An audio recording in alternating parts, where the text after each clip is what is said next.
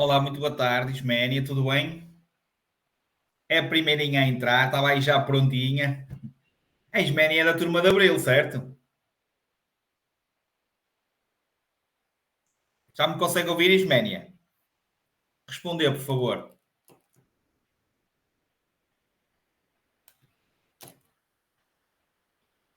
Boa tarde, Isménia. É da turma de Abril, certo? Mas pode aproveitar para estar aí, atenção. Isto vai ser uma aula equivalente à aula número 14 da sua turma, ok? E vamos aguardar mais um bocadinho. Se entra aí mais pessoal.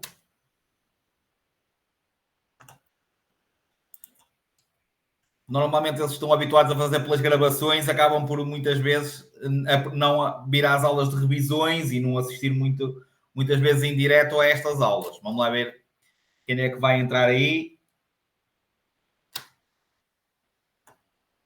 Em relação às suas aulas, está a correr bem? Já tem as três prontas? Olá, Andreia, boa tarde. Isménia, já terminou as três desta semana?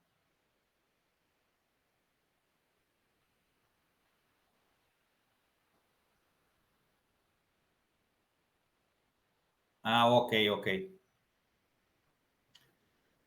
Então, Andreia, tudo bem? Turma de março, certo? É que a Isménia é da turma de abril. Andreia, turma de março. Acho que sim. São tantos alunos que uma pessoa acaba por depois perder-se na turma.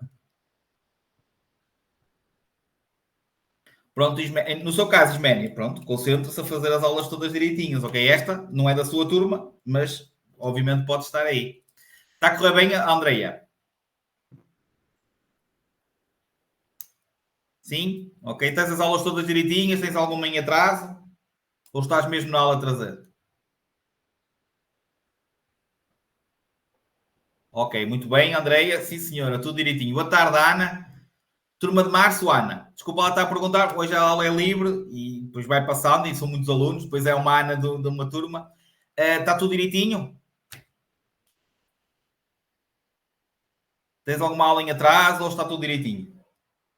Tudo em ordem? Muito bem. Então está a ver, Isbénia. Duas meninas estão aí, tudo direitinho. As aulas todas em dias, nenhumas atrasadas. Ok? Agora, no seu caso, é recuperar, não é? Começou um bocadinho mais tarde, onde recupera. Ora bem, vamos só dar aqui uma vista de olhos. Se está aqui alguém no WhatsApp a dizer que não consegue entrar, penso que não. Pronto. Entretanto, também estaremos em direto no YouTube.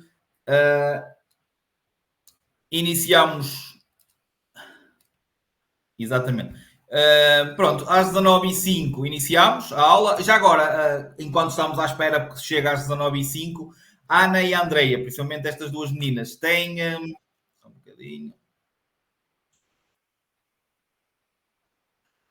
Têm alguma dúvida? Já agora? Queiram expor alguma situação? Ou só mesmo para assistir agora à aula? Aproveitar que faltam-nos 2 minutos, podemos, se às vezes tiverem alguma dúvida.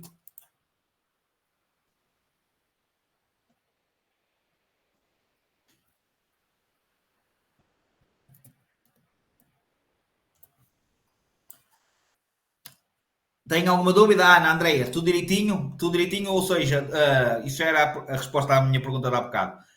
Tem alguma dúvida? Também não? Ok, pronto. Vamos então iniciar. Okay? Online, poucos meus bons. No YouTube, possivelmente teremos mais a assistir. Ora bem, portanto, esta é a aula 14, turma de março. Está a entrar na reta final, portanto, após esta aula só lhe vai faltar a 15, 16 e 17, ou seja, segunda-feira, próxima segunda-feira, aula 15, terça-feira, aula 16, quinta-feira, em direto, terminamos a turma. Portanto, eu vou estar em direto na quinta-feira com vocês, se Deus quiser, para terminarmos e para estar com vocês na última aula em direto da vossa turma. Portanto, a turma de março está a terminar.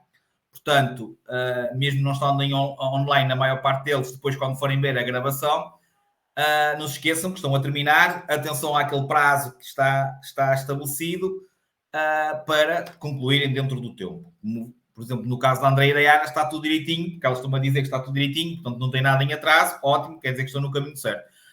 Quem estiver atrasado, obviamente também não é irremediável, porque a não ser que esteja muito atrasado, ou seja, estamos na aula 14 e esteja na 1 ou na 2, aí sim já está muito atrasado.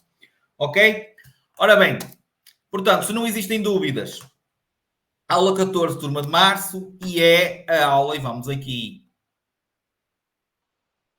aos guias, né, aos objetivos da aula, é a continuação da aula 13, no sentido, ou seja, da unidade, portanto é o tema 3. Okay? O tema 3 tem 3 aulas, que é a aula 13, a aula 14, ainda vai ser terminado o tema 3 na próxima aula, que é na segunda-feira. Okay? É o tema da mecânica, portanto, onde se começa por falar na parte mecânica do veículo, no exterior primeiramente, depois no interior, no habitáculo, e terminamos a aula anterior, ou seja, terminaram a aula de terça-feira, quem tiver tudo direitinho, as avaliações todas feitas, nessa aula terminaram nos sistemas do veículo, onde o último sistema que foi dado foi o sistema de suspensão. É sempre mais ou menos hora e meia. É tudo mais ou menos hora e meia, ok? Se bem que esta hoje vai ser um bocadinho mais curta, ok? Mas a regra geral é como a sua primeira aula, ou seja, agora a partir de segunda, terças e quintas é mais ou menos uma hora e meia, ok?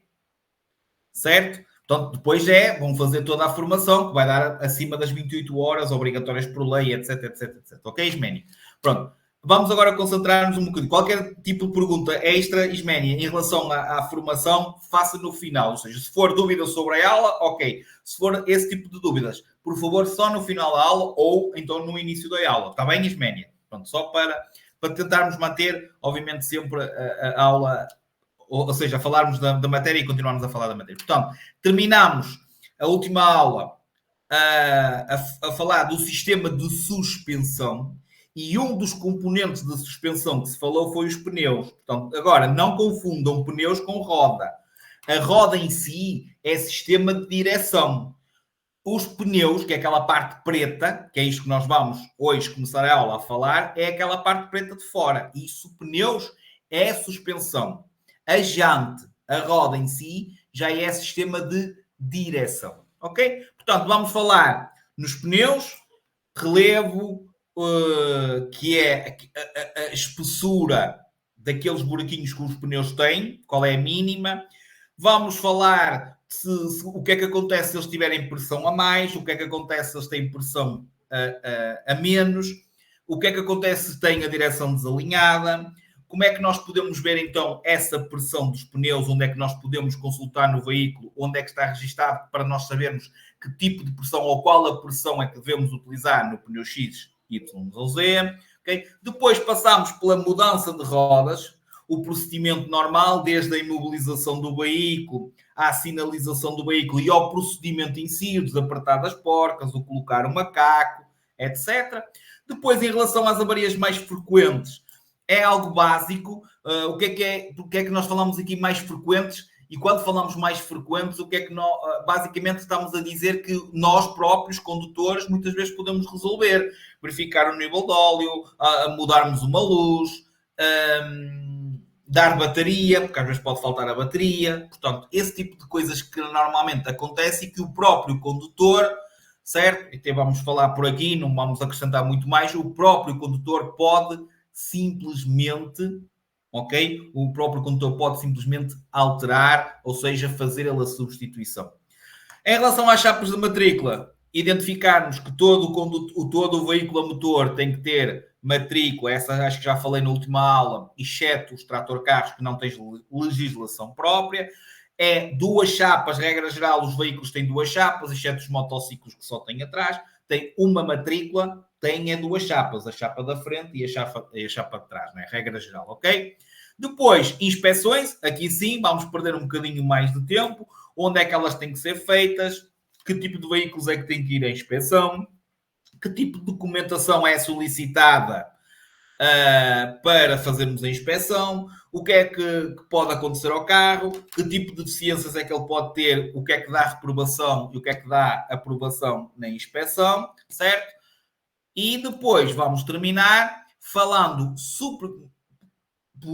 por cima, ou seja, superficialmente vamos falar no transporte de passageiros e carga, como é que um passageiro deve ser transportado, entre aspas, e como é que ele deve entrar e sair de um veículo, e como é que um veículo deve ser carregado e descarregado, e como é que deve ir essa carga, ok? Portanto, são estes os objetivos principais desta aula. Vamos iniciar então pelo sistema que tínhamos terminado a última aula, que era o sistema de suspensão, e como eu estava a dizer, o sistema de suspensão, e aqui vou pôr aqui o vídeo do início e vou utilizar para já o outro vídeo. Aqui nesta aqui, pronto. Da parte do sistema de suspensão, já tínhamos visto na última aula as molas, os amortecedores, agora falamos no pneu e foi aí que falámos, ou seja, foi aí que ficámos na última aula. Pneumáticos, ok? O normal utilizador do veículo deve regularmente verificar duas coisas essenciais, ou melhor, três coisas essenciais num pneu: a sua pressão, o seu relevo e depois verificar se não tem ranhuras, se já não tem nenhum papo, porque às vezes podemos encostar no passeio e ele ganhou ali uma bolha, mais facilmente pode rebentar. Portanto, nós regularmente devemos verificar o estado dos nossos pneus. A pressão, que tem a ver com o ar, o relevo, que tem a ver com a espessura daqueles buraquinhos, daqueles rasgos que o pneu tem, ok? Só um bocadinho que a minha câmera a ver se foca, ok? E depois verificar o estado, ou seja, se tem algum rasgo, algum lanho, se tem algum papo sujeito ao pneu rebentar, ok? Em relação à pressão, coisas importantes. Deve ser, para dar uma pressão mais exata do pneumático, essa pressão deve ser verificada enquanto o pneu ainda está frio, porque dá uma pressão mais exata. Depois, obviamente, é importante vocês perceberem sempre qual a pressão para aquele pneu. Há sempre um intervalo mínimo e máximo, portanto, está gravado, como vocês estão a ver aí, é um dos sítios que normalmente tem um autocolante que normalmente ou está colocado, ou, desculpem, colado na parte do combustível, que vocês acabaram de ver, ou até muitas vezes no coisa da porta. Vocês abrem a porta do condutor e normalmente este autocolante está lá, naquela coisinha que fica escondida, ou seja, só conseguem ver quando abrem a porta do condutor. Portanto, isso lá tem sempre a pressão mínima e a pressão máxima se utilizarem, obviamente, o pneu recomendado para aquele veículo, que é o que devem fazer, porque no próprio documento do veículo tem lá a dimensão dos pneumáticos que vocês têm que utilizar no vosso veículo. Portanto, o fabricante é que vos diz, do veículo é o que vos diz que tipo de pneumáticos vocês podem utilizar no vosso veículo. Utilizando esses pneumáticos, esse pneumático terá sempre um intervalo mínimo e um intervalo máximo, ou seja, um mínimo e um máximo de pressão que vocês devem dar. A pressão desse pneu deve andar entre o mínimo e o máximo. Como é que vocês podem perceber isso melhor? Simples, ou seja, como é que vocês podem acertar isso melhor? O que eles dizem é, dependendo se o veículo anda mais carregado ou menos carregado, com mais ocupantes ou com mais carga, ou com menos ocupantes ou com menos carga, vocês podem regular, ou seja, se normalmente andam só vocês, dentro desse intervalo, a pressão que vocês devem ter nesse pneu deve ser mais próxima do mínimo recomendado. Se o veículo anda mais carregado dentro desse intervalo, vocês devem acertar a pressão mais para o máximo da pressão máxima recomendada para esse pneu. Portanto, é assim que vocês fazem esta situação da pressão. Agora, não nos podemos esquecer é que se o pneu tiver pressão a mais, se vocês encheram demais o pneu, o que vocês têm que pensar é o que é que acontece quando vocês normalmente, por exemplo, começam a encher demais um balão. Ele começa a empinar, em vez de ficar redondinho, o balão começa certo? A aumentar. Em relação ao pneu, quando vocês enchem demais o pneu, o pneu faz isto. Ou seja, em condições normais ele rola assim no chão. Quando se enche demais, ele faz isto. Quer dizer que só a parte central do pneu é que vai rolar no chão, é que vai estar assente no solo. Há uma maior probabilidade do pneu rebentar por estar com pressão a mais, está sobre pressão. É como o balão. A probabilidade de um balão rebentar é maior quando ele está mais cheio. Porque bate numa superfície que não é tão lisa e normalmente rebenta logo. Ou seja, quanto maior for a pressão, maior existe probabilidade de um pneu de um veículo rebentar por sobrepressão, por ter pressão a mais. Para além disso, como só a parte central, como eu estava a explicar, do pneu é que assenta no chão, quer dizer que o veículo tem menor aderência. Porque é mínimo, o pneu é mínimo que assenta no chão, no solo. Portanto, é uma superfície menor que está a rolar, desgasta a parte central dos pneus, provocando, ok, uma menor aderência, porque só aquela parte do pneu é que está em contacto com o solo. Muito mais com velocidades elevadas, obviamente. Com pressão a menos, vocês olham para o pneu e veem que ele está todo vazio. Ele assenta todo no chão.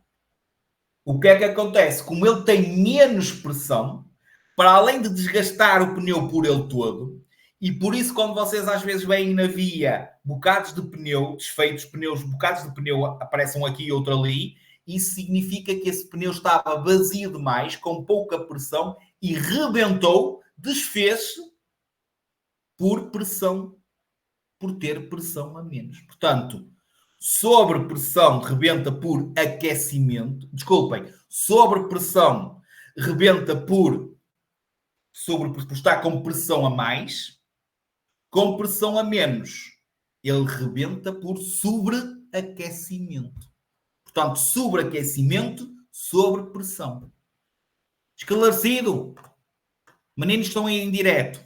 Alguma dúvida em relação a isto? Eduardo, Ana, Andreia, tudo ok? Percebido isto? Sim ou não? Não fujam.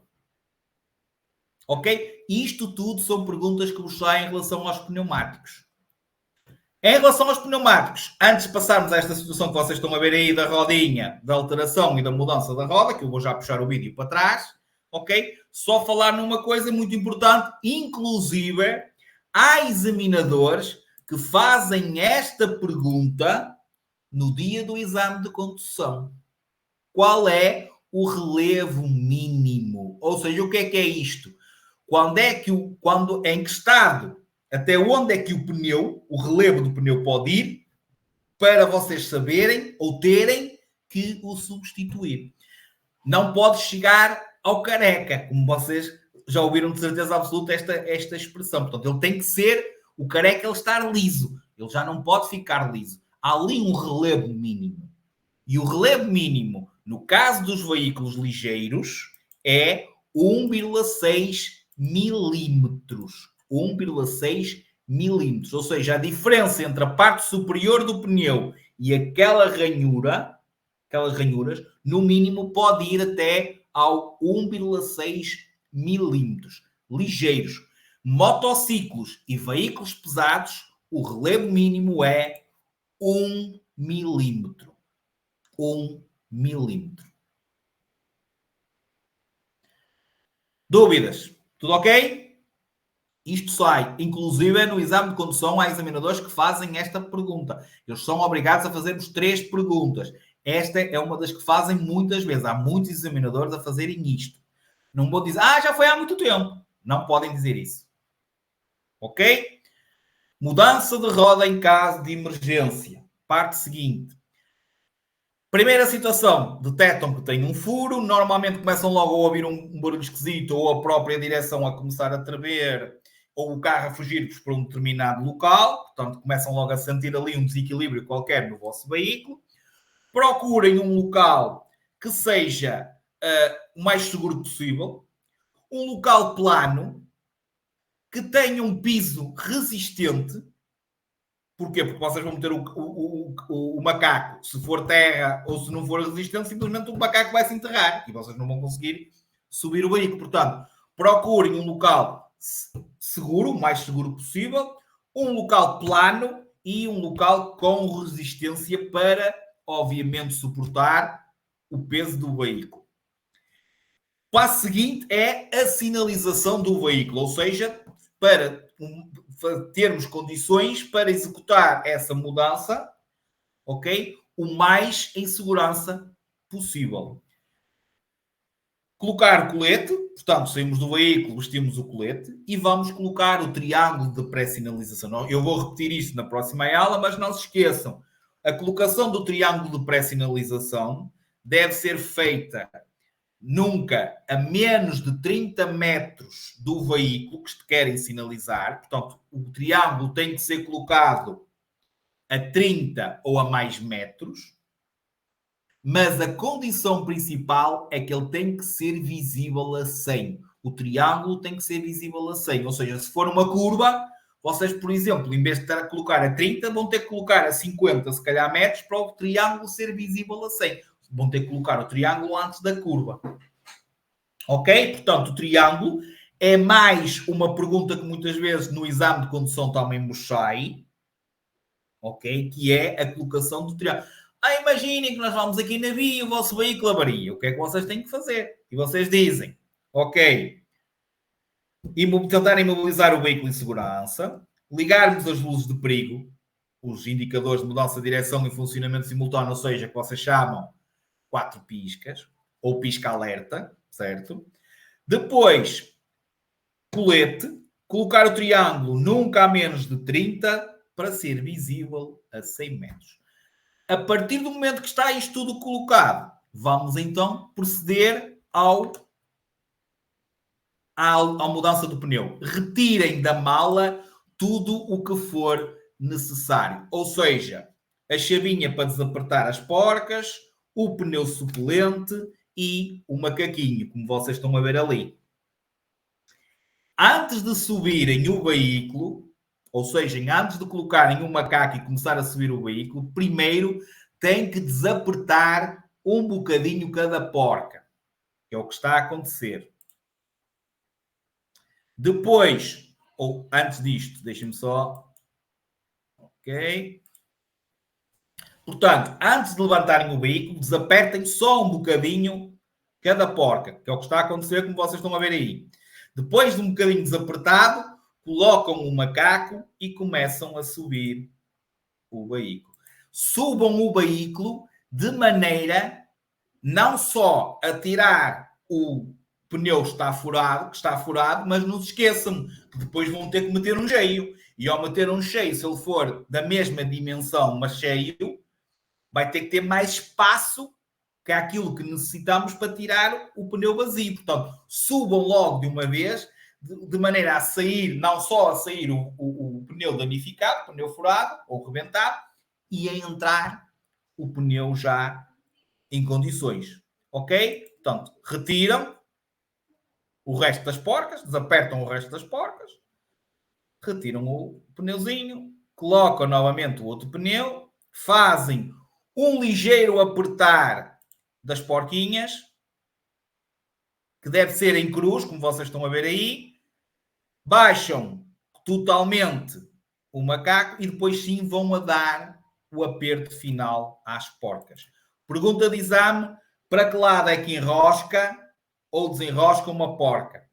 Para que lado é que se enrosca, para que lado é que se aperta e para que lado é que desaperta? Vocês pegam numa garrafa, uma garrafa de água ou outra garrafa qualquer, abrem a rolha para a esquerda, portanto desenrosca para a esquerda e enrosca para a direita, aperta para a direita.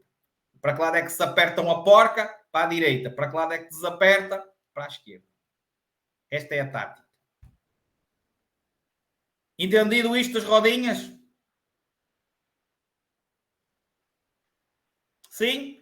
Recolham tudo, todo o material, recolham o triângulo, não se esqueçam, retirem o colete e sigam viagem.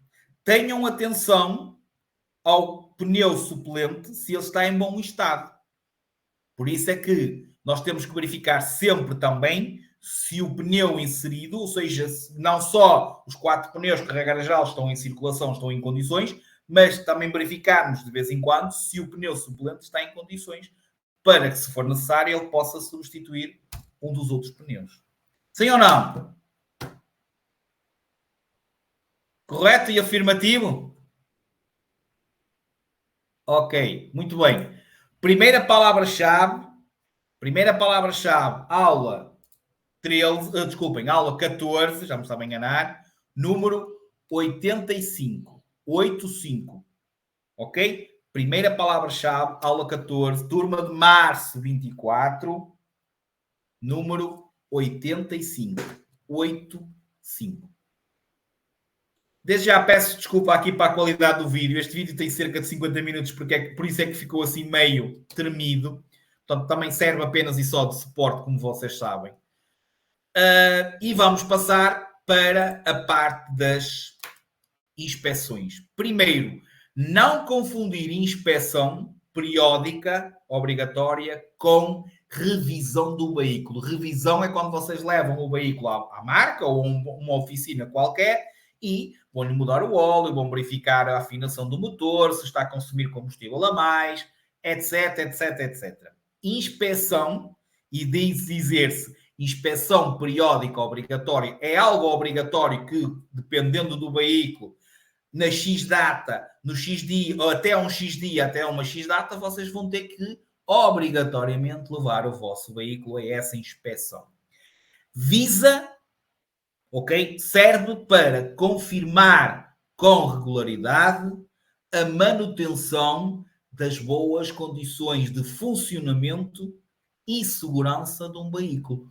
São testados desde órgãos de iluminação, se as luzes, se têm luzes, se estão a funcionar, se estão à altura correta. A parte dos gases, se estão a libertar mais poluição ou menos poluição.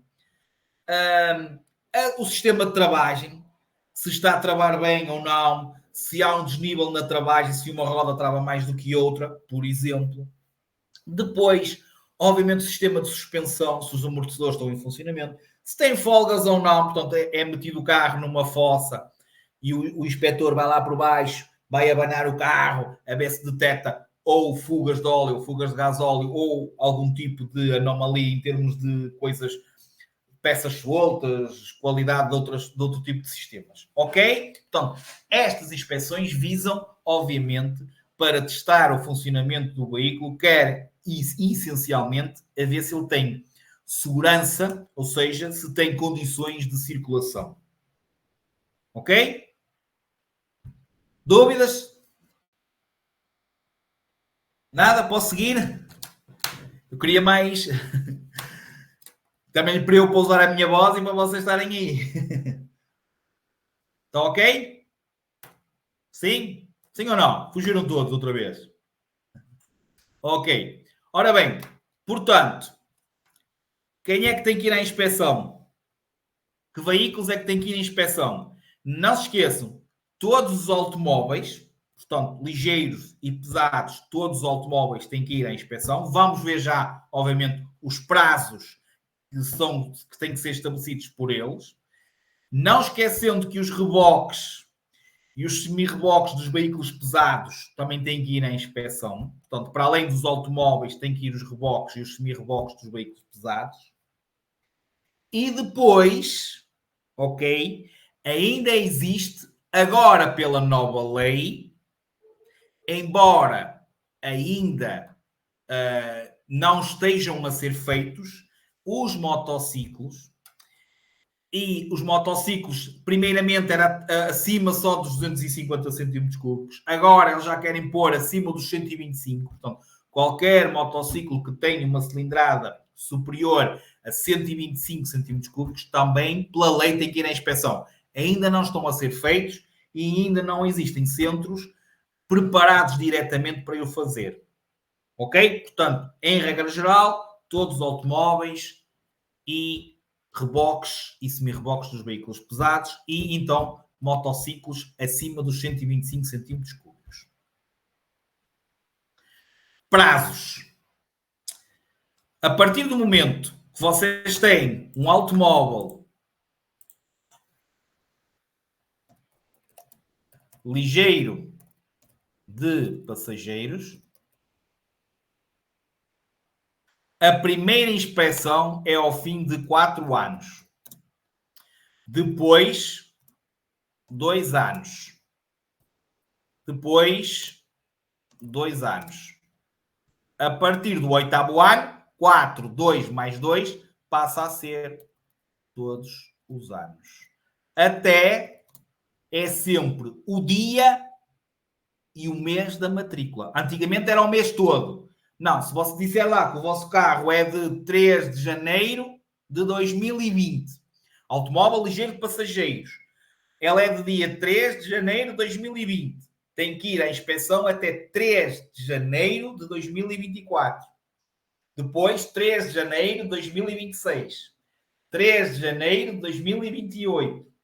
A partir de 2028, ou seja, já fez os 8 anos, é 3 de janeiro de 2029, 2030, 2031, 2032. Entendido? Este tá? Ok. Depois, automóvel ligeiro, mercadorias. E o ligeiro de mercadorias é 2 anos e depois todos os anos. Ou seja, se o vosso veículo é de 3 de janeiro de 2020, mas é de mercadorias, ligeiro de mercadorias, primeira inspeção 3 de janeiro de 2022 e depois 3 de janeiro de 2023, 3 de janeiro de 2024, 25, 26, 27, blá, blá, blá, blá, blá, blá. A partir do momento que o veículo é pesado, mercadorias ou pesado, passageiros, ou, por exemplo, um transporte público que está incluído o táxi, que está incluído os Uber, veículos de instrução, veículos prioritários, tipo ambulância ou, por exemplo, o carro dos bombeiros.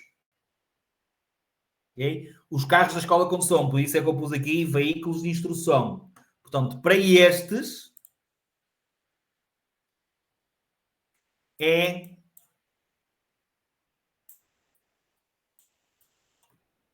todos os anos. Todos os anos. E para todos, exceto o pesado de mercadorias, o pesado de mercadorias é sempre todos os anos. Para os restantes, desde pesado de passageiros, transportes públicos, táxi, Uber, veículos de instrução, veículos prioritários, a partir do 7º ano, passa a ser de meio em meio ano. Entendido o que eu disse ou não? Todos os anos, ok?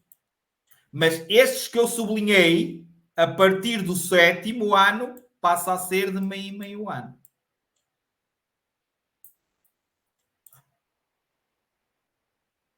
Agora, em termos de prazos, de perguntas que eu sei que saem, em termos de prazos, de perguntas que eu sei que saem, é da ambulância. Em termos de prazo, ok? Não estou a dizer que é em termos de inspeções. Inspeções, onde é que elas têm que ser feitas? Num centro especializado. Ok? Que tipo de veículos é que tem que ir na inspeção? Automóveis, todos, reboques, semi-reboques despesados, e eu acho que ainda não sei a situação dos motociclos. Okay? Não vi nenhuma cuja resposta tenha motociclos, mas pode começar a sair. Ok? Depois, prazos de validade. Normalmente a que sai, só conheço duas, que é da ambulância. Diz, não sei se diz se é 2002, quando é que tem que ir à inspeção? E a resposta é 2003, 2004, 2005. Ou é 2001, e quando é que tem que ir à inspeção? 2002, 2003 ou 2004? Vocês já sabem. Após um ano. Que é a resposta certa. A outra é igual e diz: esta ambulância é de 2000, por exemplo. Quando é que tem que ir à inspeção? E diz após um ano, após 2, após 13. Vocês dizem após um ano.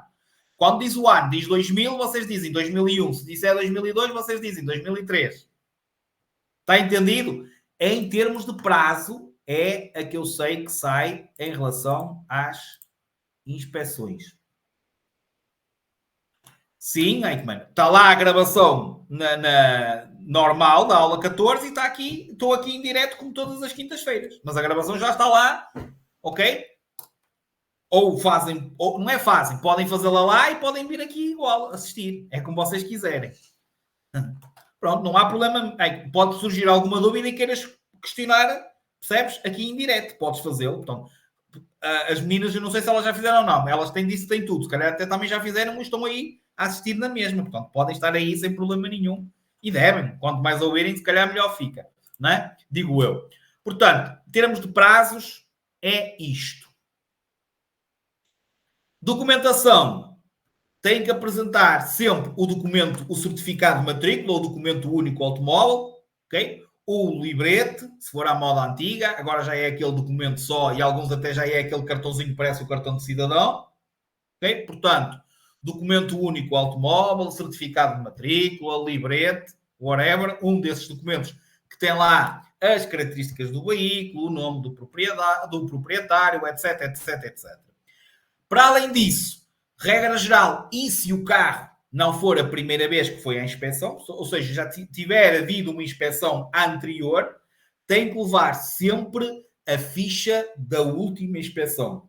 Se for a primeira, só o documento do veículo. Se já for a segunda ou a terceira, ou a quarta, tem que levar sempre a ficha da última inspeção. Portanto, isto é a documentação que vocês têm que apresentar para fazer a inspeção. O vosso veículo é avaliado, é feita então a inspeção do vosso veículo e o resultado pode ser positivo e sendo positivo é emitido uma vinheta de cor verde, uma folha verde. Já não se fala muito em vinheta porque agora vocês nem têm que destacar, nem têm que ir a pôr no vidro. Desculpem lá. Portanto, fala-se numa folha, naquela folha verde, portanto não precisam destacar, é só dobrar e guardar junto dos documentos do veículo, não precisa ser colocado, até o seguro agora já não precisa, que era o único que era necessário ser colocado, nem o seguro precisa ser colocado no vidro. Se reprovar, é emitido uma folhinha de cor vermelha. Sendo que no caso da reprovação, a reinspeção, ou seja, tem que voltar a fazer uma inspeção, tem um prazo de 30 dias, vocês têm 30 dias para comporem o veículo, ok? Compõem o vosso veículo e levam novamente ao mesmo centro de inspeções para eles verem se as anomalias detectadas na inspeção anterior já estão corrigidas. Se estiver tudo ok, é emitida então uma vinheta de cor verde. Existem 3 tipos de deficiências. Deficiência do tipo 1, deficiência do tipo 2 e deficiência do tipo 3. É por esta ordem de gravidade, ou seja, as deficiências do tipo 1 são as menos graves. As 2 e a 3, obviamente, sendo que a 3 é, obviamente, as mais graves. Reprovação. A reprovação, muitas perguntas sobre isto, em termos de exame, em termos de testes. Reprovação acontece quando vocês têm mais de 5 deficiências do tipo 1, portanto, do tipo 1 podem ter até 5, dá reprovação em inspeção a partir do momento que vocês tenham mais de 5 deficiências do tipo 1. Dá reprovação em inspeção também quando exista apenas uma deficiência do tipo 2 ou uma do tipo 3. Pelo menos uma. Okay? Logo, uma do tipo 2 ou uma do tipo 3 dá reprovação. Também dá reprovação e por isso é que eles, quando vocês vão fazer inspeção, tendo já uma inspeção realizada normalmente no ano anterior, se a mesma anomalia do tipo 1 detectada na inspeção do ano anterior for verificada nessa inspeção passada um ano, ok? também dá reprovação. E por isso é que eles pedem sempre a ficha de inspeção da última vez que fizeram. Portanto, dá reprovação, e estas é as normais que saem, mais de 5 deficiências do tipo 1, uma do tipo 2, uma do tipo 3, ou se repetirem uma anomalia do tipo 1 idêntica ao mês, desculpem, ao ano anterior. Ok? Siga para a frente, siga para bingo. Entendido? Este tema, acreditem que é super simples. Proteção do ambiente. Já falámos disto quando falámos na aula 4 da mobilidade sustentável, em que falámos, obviamente, da utilização dos veículos elétricos, mas eu até logo fiz uma ponte. Eu disse, em termos teóricos daquilo que vocês podem ser questionados, e que vos pode sair eventualmente em alguma pergunta teórica, tem a ver essencialmente com o consumo a mais do combustível, o libertar de óleo por parte do nosso veículo, ou seja, a maneira como conduzimos. Portanto, o consumo de combustível, o desgaste do veículo, a poluição ambiental, dependem de vários fatores. Dependem da maneira como nós mantemos o nosso veículo, a manutenção que nós fazemos, se vamos então à marca ou se vamos às oficinas especializadas para verificar como é que está a ignição, a carburação, que tem a ver com o consumo de combustível, a situação reparem, andar com carga excessiva no veículo, a situação da pressão dos pneus pode afetar também a manutenção do nosso veículo, o consumo do combustível, ok? Portanto, fatores como a manutenção do veículo, a carga, se anda demasiadamente carregado e às vezes sem necessidade, o estilo de condução, se somos mais agressivos, se fazemos mais acelerações, mais travagens bruscas, e obviamente, que é um fator, digamos, mais externo, as condições da via. Se nós andarmos ou para-arranca, muito em perfis de via dentro da localidade, que é para-arranca, mais consumo de combustível.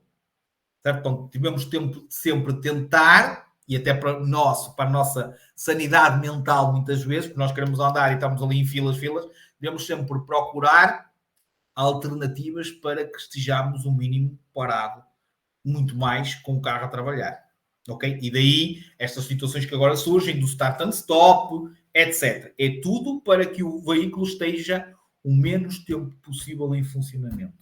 Ok? Mas não se esqueçam, é tão importante a manutenção e a maneira como conduzimos, certo? Como este tipo de situações que acabamos de falar agora. Ok? Certo? Lá está, estilo de condução. Muito bem. Ora bem, parte final, com calma. Esta parte final vai ser dada agora assim um bocadinho por alto e depois, obviamente, vai ser recalcada também na aula de segunda-feira, como vocês sabem, vamos terminar, porque depois vamos falar segurança ativa, segurança passiva, vamos falar nos sistemas de retenção para crianças que existem, etc. Transporte de pessoas e carga, e vamos começar pelas pessoas. E vamos começar por uma parte importante que é entrada e saída de pessoas do veículo. Regra geral, ela deve ser feita o mais rapidamente possível, ok? Em segurança, verificar se podemos abrir a porta, certo? Mas deve ser feita o mais rapidamente possível para não causar perigo ou embaraço aos outros utentes da via. E deve ser, quando possível, e estou a falar, obviamente, dos passageiros transportados no banco de trás, porque num carro normal, o condutor e o passageiro da frente, o condutor tem que sair pelo lado do volante e o passageiro tem que sair pelo outro lado. Agora, nos passageiros transportados no banco de trás, não se esqueçam disso no vosso exame de condução na altura da troca, não abram a porta que está do lado da faixa de rodagem. São logo penalizados. Portanto, o passageiro transportado no banco de trás tem que sair pelo lado permitido à paragem, que é este exemplo que vocês estão a ver aí. O carro está imobilizado do lado direito, o passageiro transportado no banco de trás tem que sair pelo lado direito. O carro está imobilizado do lado esquerdo, o passageiro do banco de trás tem que sair pelo lado esquerdo. Atenção, isto é válido quando do outro lado é faixa de rodagem. Como vocês estão a ver aí, aqui no meio passam veículos. Se for num parque de estacionamento, ou se tiverem carros estacionados de um lado e do outro a proteger-vos, vocês, obviamente, saem pelo lado esquerdo. Se estiverem do lado esquerdo, ou saem pelo lado direito. Isto é válido se o do outro lado é faixa de rodagem. Existem veículos a circular. Correto? Portanto, isto é entrada e saída. Agora, temos a ver com o transporte. Como é que nós devemos de ir dentro do veículo? Primeiro, sentadinhos nos lugares específicos. Nada disto que vocês estão a ver aí como está esta foto. Portanto, existem... Aquele veículo tem 4 lugares, tem 5 lugares, só podemos levar 3 pessoas mais o condutor, 4 pessoas mais o condutor. Portanto, nunca pode, obviamente, ser excedido a lotação desse veículo. Portanto, aquele veículo é de 4 lugares, tem que levar 3, o condutor e mais 3 passageiros. Sendo que eles, certo, devem ir sentadinhos no local apropriado, não é transportar pessoas na mala, ou seja, não vamos poder transportar pessoas fora dos assentos. A parte seguinte é como é que eles devem, que tipo de segurança é que eles têm que utilizar, ou seja, vai ser uma segurança passiva e vocês na próxima aula vão perceber o que é isto, a segurança passiva, mas o que eu estou a falar diretamente é se o passageiro transportado tem que fazer uso apenas e só do cinto de segurança ou tem que fazer uso de um sistema de retenção para crianças, as tais cadeirinhas. Como é que vocês sabem? Portanto, o que eu estou a explicar agora, e é importante vocês entenderem isto que eu estou a dizer, para não confundirem perguntas que vos saem, vocês enganam-se porque interpretam mal aquilo que eu digo, neste sentido, ok? E depois confundem aquilo que eu digo com a pergunta que vos sai. Neste momento, eu estou a falar nos casos específicos em que vocês, ok, têm ali, por exemplo, um filho, um sobrinho, um afilhado, e vocês querem saber se ele basta levar o cinto de segurança normal ou se tem que levar um sistema de retenção para criança. Ou seja, tem que ser transportado numa das cadeirinhas que vão existir 5 sistemas de retenção para crianças. 0, 0+, grupo 1, 2 e 3. Ok? Esses 5 é outra coisa. Para já, só estamos aqui. Ok, as pessoas devem ir não exceder a lotação do veículo, não transportar pessoas a mais e fora dos assentos. Indo as pessoas nos assentos. O que nós estamos a falar agora, o que eu estou a falar agora diretamente, é se essa pessoa apenas e só tem que fazer uso do cinto de segurança ou se tem que ser transportado numa cadeirinha. Uma criança que tenha menos de 12 e menos de 1,35 m de altura, menos de 12 e menos de 1,35 m de altura, tem que ter as duas coisas menos, tem que fazer uso de um sistema de retenção para crianças. Agora vocês dizem, o meu filho tem 10 anos, tem 1,40 m, só cinto de segurança. Porquê? Ok, na idade é inferior a 12, mas tem mais de 1,35 m. Então só precisa de cinto de segurança. Basta um a mais. Mas o meu filho só tem 1 metro, mas tem 12 anos. Cinto de segurança. Esta parte está percebida, portanto tem que ter. Só é obrigatório utilizar um sistema de retenção para crianças se a pessoa tiver menos de 12 e menos de 1,35 m.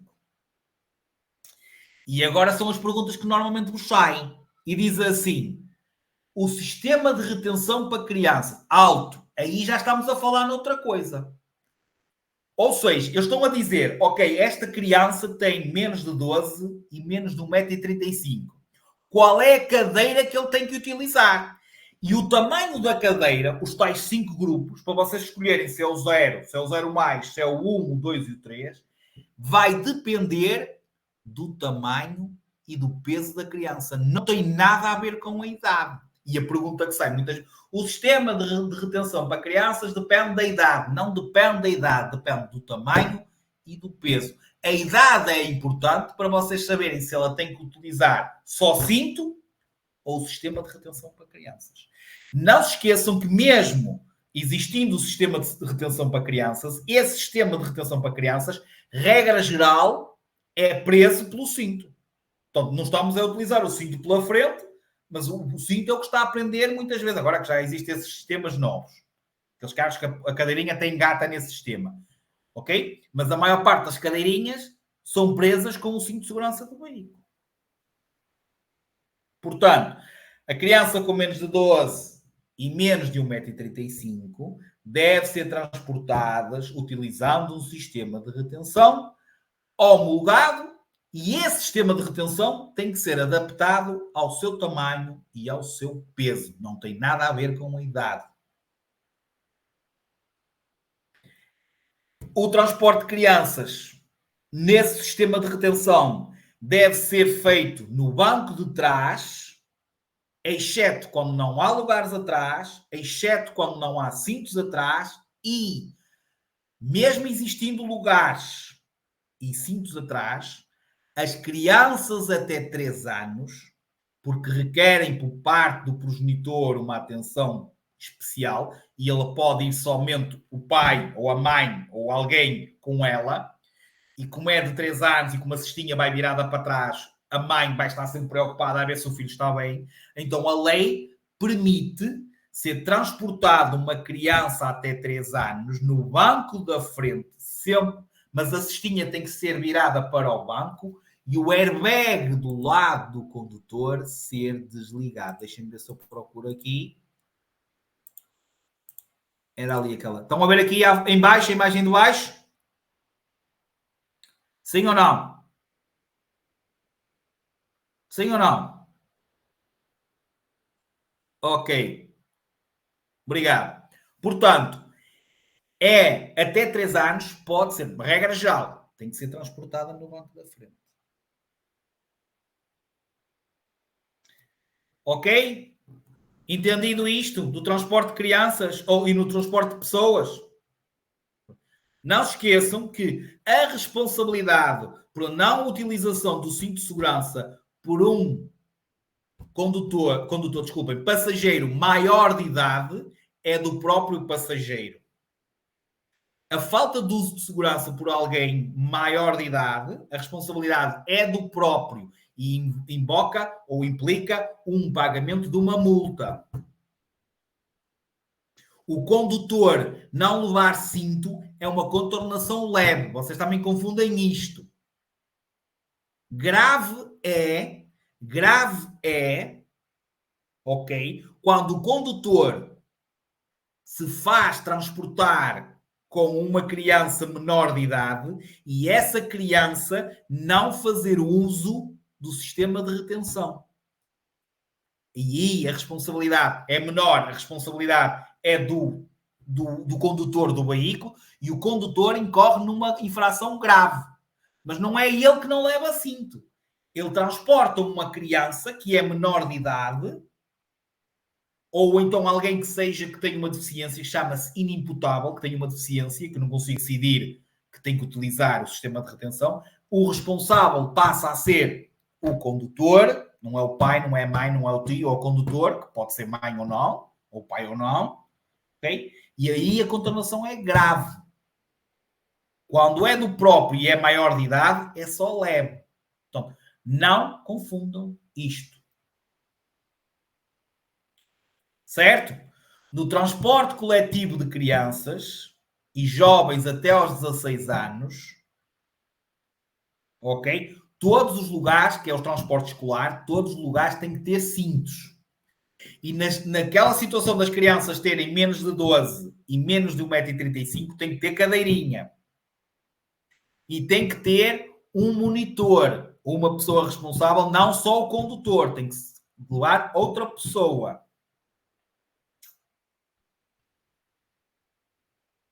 Esses automóveis devem possuir tacógrafo, que já falámos na última aula, extintor, caixa de primeiros socorros, e devem circular com as luzes médias ou luzes de cruzamento acesas. Portanto, o transporte escolar tem que levar as luzes acesas. Não podemos nem entrar nem sair de um veículo, nem abrir portas com ele em movimento, ou seja, sem ele estar totalmente imobilizado. Não podemos transportar passageiros que ultrapassem a lotação do veículo. Não podemos transportar passageiros fora dos assentos.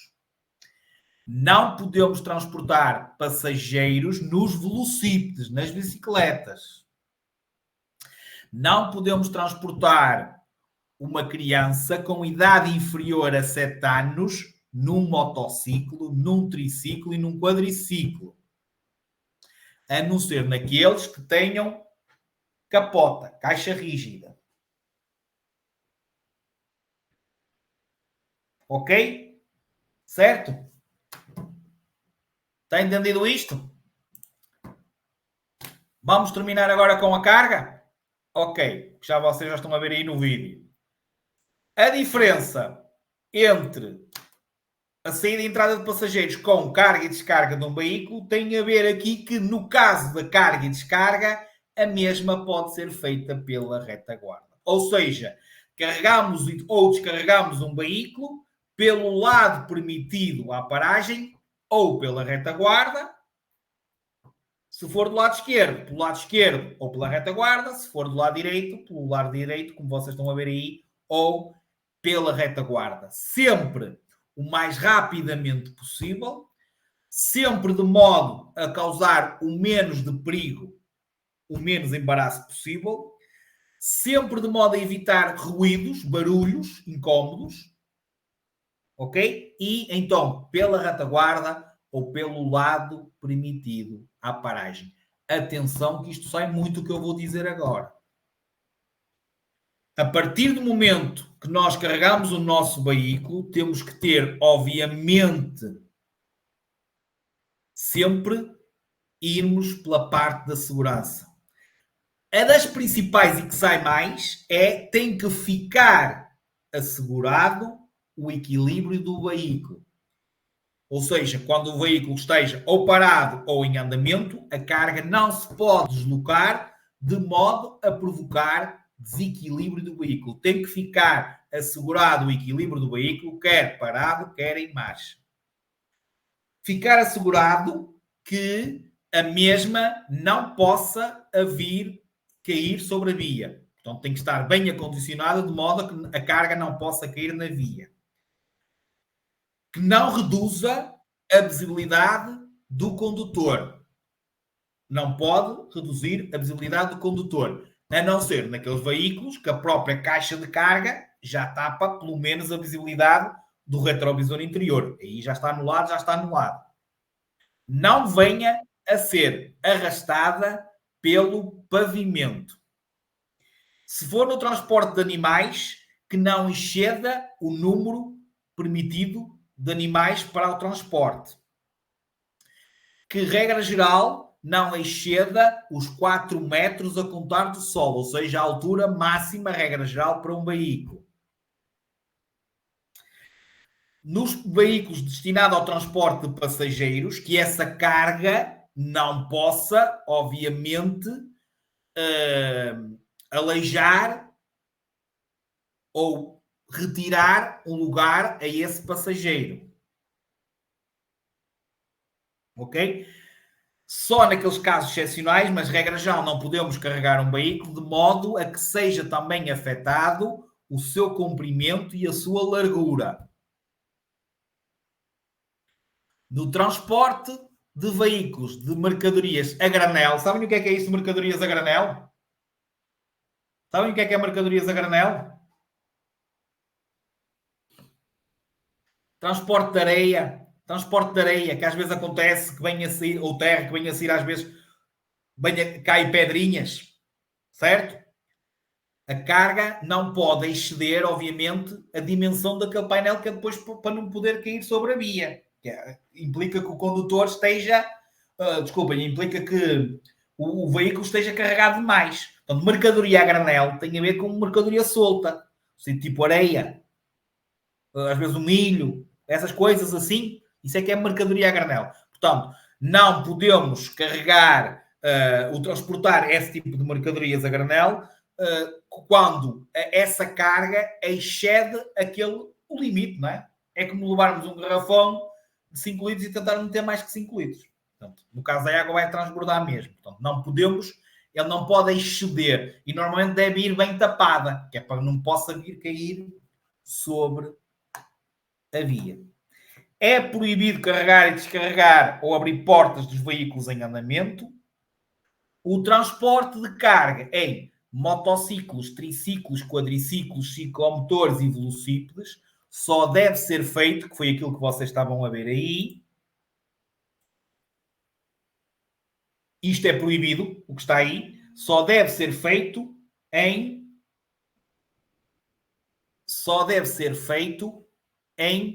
reboques. Ok?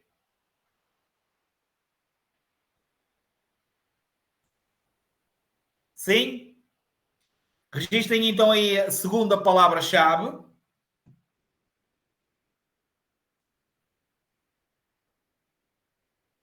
Número 40.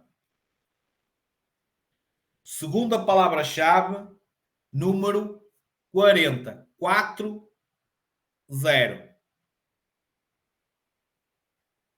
Ok?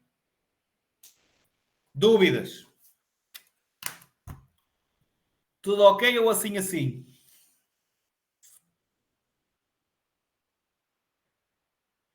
Tudo ok? Ok, pronto.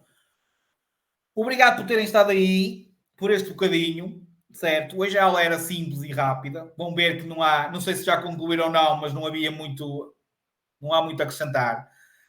Daqui a pouco fica esta gravação, fica disponível. De qualquer maneira, vocês já sabem que tem uma gravação na aula 14 na vossa Drivebox. Portanto, aproveitem. A partida é simples, por isso não precisam de qualquer coisa. Já sabem, disponham, colocam dúvidas no grupo do WhatsApp, cá estamos nós para ajudar. Está bem? Muito obrigado. Bom fim de semana para vocês.